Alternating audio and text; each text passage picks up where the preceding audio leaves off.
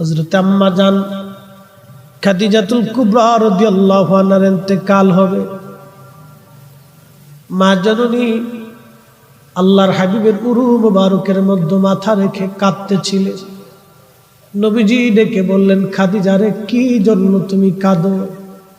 বলে, হুজুর আমি কান্দি গো নবীজি, আপনার জীবনের সুখের দিন আর দুঃখের দিন আমি পোহাইছি, খেয়ে না খেয়ে আপনার ডানে বামে আমি থাকছি গো নবীজি।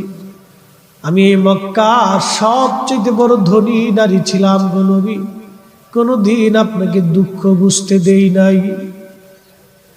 শত শত কোটি টাকার সম্পদগুলি আমি আপনার ভালোবাসায় সবগুলি আমি খাদিজা মিসমার করে দিয়েছি।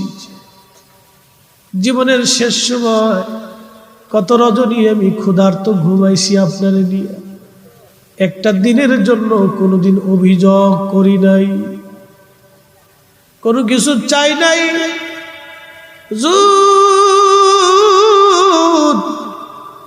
আপনার কদম মুবারক আমার একটা ছোট্ট আরজি দিবেন, বলো খাদিজা কি চাও?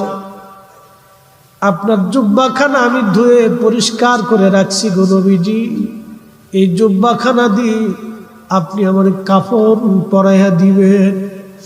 খাদিজা রে, কাফন যদি আমি পরাই, মক্কার মানুষ আমার দুর্নাম করে বলবে, মুহাম্মদ কত বড় নিষ্ঠুর, যার বিবি জীবনের সব কিছু ত্যাগ করে দিল কিন্তু একটা নতুন কাফনের কাপড় কিনে দিতে পারল না।